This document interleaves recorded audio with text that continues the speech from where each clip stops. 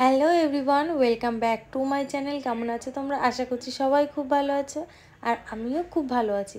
তো আজকে দেখো আরও একটা ভিডিও নিয়ে এসেছি রথযাত্রা উপলক্ষে। তো রথটা সাজাবো, বেরোবো, আর রাতে আর একটা সারপ্রাইজ পার্টি ছিল, সেই সব নিয়ে আর কি।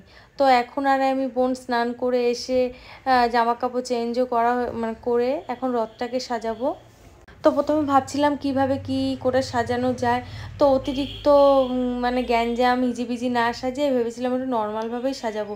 তাও এটা ওটা দিতে দিতে ঠিক হয়ে গেছে। তো এদিকে দেখো মা রজনীগন্ধার স্টিক কিনে রেখেছিল, বোন বাজারে গিয়ে ফুলের যে ডাটিগুলো ওগুলো নিয়ে এসছে, তারপরে হাতে কি কি নাম আমি অত শত জানি না, তো ওগুলো এনেছে। আর হ্যাঁ, ওই ঘাস পাতা কি কি থাকে, ওই পাতাবাহারি, ওগুলো মা কিনে রেখেছিল। তো আমি বলেছি অত কিছু দেওয়ার দরকার নেই, নর্মালিভাবে সাজাবো। তো দেখো এদিকে ফুল ওইসব দিতে দিতে একটা দুটো করতে করতে অনেক কিছুই দেওয়া হয়ে গেছে। তো যাই হোক, লাস্টে দেখাবো কেমন হয়েছে, তোমরাই জানাবে। তো ওদিকে আমি আর বোন সাজিয়ে নিচ্ছি, গুছিয়ে নিচ্ছি, আর আমার ছেলে পাশ থেকে ডিরেকশন দিচ্ছে কোনটা কীভাবে করতে হবে। যাই হোক, আমাদের আওয়াজ, ও ঘুমোচ্ছিল, আমাদের আওয়াজে আর কি উঠে গেছে। আর ছোটো যে ব্যক্তিটা ও এখনও ঘুমোচ্ছে, মানে বাড়ির সবাই ঘুমোচ্ছে, আমি আর বোন ব্যালকানিতে বসে কাজ করছিলাম, আর আমাদের আওয়াজে আমার ছেলে উঠে গেছে। তো লাস্ট একদম মানে ফাইনাল তোমাদের দেখাচ্ছি। এইভাবে আর কি সাজিয়েছি, স্টিক দিয়ে, ফুলের ডাটি দিয়ে, কি কি আছে ওই সব কিছু দিয়ে।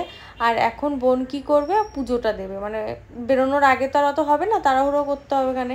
ওই জন্য বোন ওই পাশে রেডি করছে পুজো দেবে বলে ঠাকুর। আর আমরা মাটির ঠাকুর বসাই না, আমাদের ছবি আছে, ওই ছবি আর কি প্রত্যেক বছরই, মানে আমার ছেলেও তাই দিয়ে এসছে, আর এইবারে বোনের ছেলেও তাই, একই সেম একটা ছবি আছে, ছবিই বসাই। তারপরে কি হয় না, নিতেও সুবিধা হয়। তো আমি আবার ঘুরিয়ে দেখাতে দেখাতে দেখি একটা জায়গায় ফুলগুলো সব ঢলে এসছে। তো আমি আবার কি করলাম, ওই জায়গাটা ভালো করে দড়ি দিয়ে টাইট করে বেঁধে দিচ্ছি। আসলে ওই ডাটিগুলো না সবগুলো সিধে না, তো একটু টেরা বেঁকা বলে ওই জন্য ওরকম হচ্ছে। তো যাই হোক, আমার ছেলে আবার পাশ থেকে বলছে কি, মিষ্টিগুলো ঠাকুরকে দেওয়ার পরে আর কারো কাছে যাক আর না যাক, আমার পেটে যেন আসে। মানে কি বলবো, ও আমার ছেলেও যখন ছোটোবেলায় রথ টানতো না, আমার বাবা কী করতো, ওই ফুটি, ক্যাডবেরি, বিস্কিট, এইসব লজেন্স এইগুলো দিয়ে দিত, আর সারা রাস্তা ও রথ টানবে কি ওগুলো খেতে খেতে যেত, রথ তো মাথায় থাকতো। তারপরে বাইরে ভীষণই মেঘ করেছে, অন্ধকার হয়ে এসছে। তা আমি ভাবছিলাম যে জানি না বেরোতে পারবো কিনা, বোনকেও বলছিলাম মনে হয় খুব জোর বৃষ্টি নামবে, বেরোতে পারবো না। তো যাই হোক, জগন্নাথের আশীর্বাদে বৃষ্টিটা তখন নামিনি, আমরা ঘুরে টুরে এসেছি ভালোভাবে। তো বেরোনোর সময় তোমাদের সাথে দেখা করছি। 2000 years later.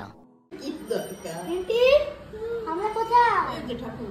হ্যালো, রক কই, রক কই? ওই মুসা। তুমি কই? তুমি আমার হাত দেখিয়ে দাও, সেদিনকারের মতন হাত দেখিয়ে দাও। কিভাবে হাত দেখাচ্ছিলে, হাত দেখিয়ে দাও। যাও জুতো নিয়ে আসো,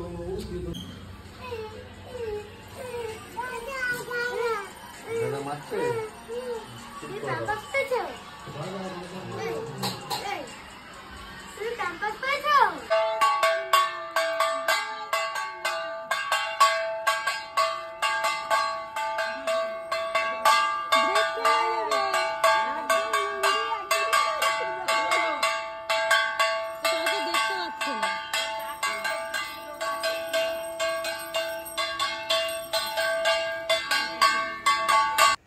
আমার ছেলে বদমাইশি করছিল বলে আমি ওকে বকেটাকে ঘরে রেখে এসে বলছি তুই একদম বেরোবি না। ওর মাসির জন্য আবার বেরিয়েছে, ওর মাসি আবার টেনে টেনে নিয়ে এসছে বুঝিয়ে বাজিয়ে, ওই এখন আবার দুজনে মিলে রথ টানতে বেরিয়েছে। দেখো, সব থেকে আমার ছেলে কোনো দিনও ছোটোবেলা থেকে আজ পর্যন্ত রথ টানেনি, কোনো দিনও নেই, 8 বছর অব্দি কোনো দিনও রথ টানেনি। এই প্রথম আমি একে এত ভদ্র মানে সভ্য নম্রভাবে আমি দেখলাম ওকে রথ টানতে। এই আবার চুপ, প্রবলেম হচ্ছে।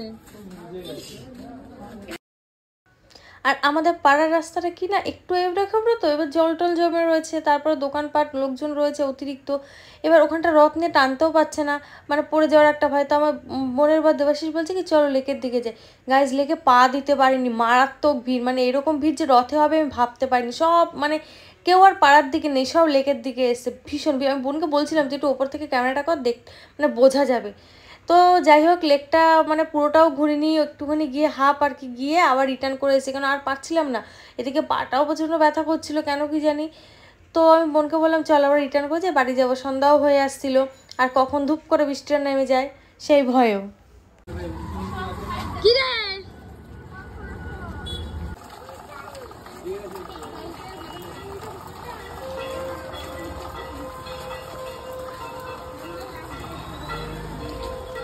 আমি ধরছি তুই তো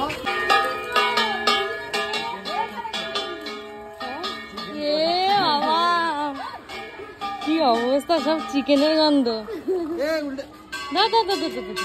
ওইটা ধরবে বলছি। তো গাইস বাড়ি চলে এসে সব কিছু হলো, খাওয়া দাওয়া সব কিছু হয়েছে, আর আমার ছেলেকে পড়তে দিয়েও এসেছি, পড়াও হয়ে গেছে। এখন রাত 12টা বাজে, কারণ 28 তারিখ পড়ে গেছে, আর আমার বোন আর বোনের বরের অ্যানিভার্সারি ছিল। তো আমি একটা কেক নিয়ে এসেছি। তো গাইস আমি জগৎপুরে, মিয়ামারে আর হচ্ছে মঞ্জিনিস কোথাও পাইনি কেক, ফয়রা ভবনও গেছি, সেরকম পছন্দ মতো কেক পাইনি। লাস্টে এই একটাই কেক ছিল রেড ভেলভেট। তো যাই হোক যেটা পেয়েছি নিয়ে এসেছি, তাও মঞ্জিনিস থেকে। আর যেহেতু আমি মঞ্জিনিসের থেকে আমি মিয়ামারের কেক বেশি পছন্দ করি, কিন্তু ব্যাড লাগ সেদিন আর পাইনি, সত্যি কথা। যেটা পেয়েছি তোরা সেটা দিয়েই কাজ চালিয়ে নে। তো আমার ছেলে কেক কাটার এত নেশা, দেখো ওর তো জামা পাচ্ছিল না খুঁজে, তো আমার বাবার জামা পরেও কেক কাটতে বসেছে। ও আবার ওইসব কোনো কিছু ম্যাটার করে না, ও হাতের সামনে যেটা পায় সেটাই পরে না। ছোটোবেলা থেকে ওর বাবার প্যান্ট, ওর মেসোর প্যান্ট, আমার বাবার প্যান্ট, মানে যেটা পাবে সেটাই পরে না। তো দেখো আমার মুখে ঠুসে ঠুসে খাওয়াচ্ছে। তো যাই হোক ভিডিওটি ভালো লাগলে লাইক করে দিও। তো এখনো মতো টাটা।